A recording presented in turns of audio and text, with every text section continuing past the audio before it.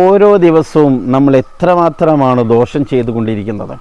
നാം അറിഞ്ഞ് ചെയ്യുന്ന ദോഷങ്ങളുണ്ട്, അറിയാതെ ചെയ്തു പോകുന്നതുണ്ട്, രഹസ്യമായ ദോഷങ്ങളുണ്ട്, പരസ്യമായി ചെയ്യുന്ന ദോഷങ്ങളുണ്ട്, വലുതുണ്ട്, ചെറുതുണ്ട്. ഇങ്ങനെ ധാരാളം ദോഷങ്ങൾ നിത്യേന നമ്മൾ ചെയ്യുന്നുണ്ട്.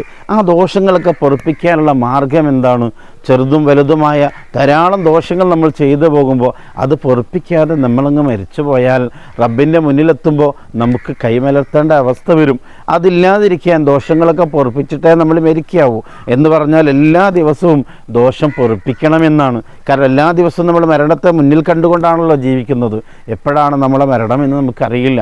അതുകൊണ്ട് മരിക്കുന്നതിന് മുമ്പ് ദോഷങ്ങളൊക്കെ പൊറുക്കണം. അതിനുള്ള നല്ലൊരു മാർഗവും മുത്തുനബി സല്ലല്ലാഹു അലൈഹി വസല്ലമ തങ്ങൾ നമുക്ക് പഠിപ്പിച്ചു തന്നിട്ടുണ്ട്. അതെന്താണ്?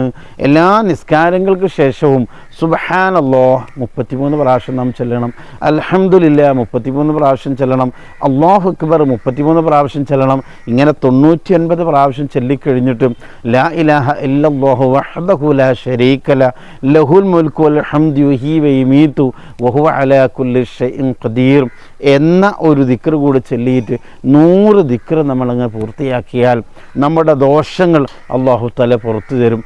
അത് തിരമാല കണക്കെ, സമുദ്രത്തിലെ തിരമാല കണക്കെ ദോഷം ചെയ്തൊരു വ്യക്തിയാണെങ്കിലും എൻ്റെ റബ്ബ് എനിക്ക് ദോഷങ്ങൾ പുറത്തു തരുമെന്ന നല്ല വിശ്വാസത്തോടു കൂടി നമ്മൾ ഈ ദിക്ർ ചൊല്ലുമ്പോൾ തീർച്ചയായും അല്ലാഹു സുബ്ഹാനഹു വ തആല നമ്മുടെ ദോഷങ്ങൾ പുറത്തു തരും. നമ്മൾ എന്തിനു വൈകിക്കണം?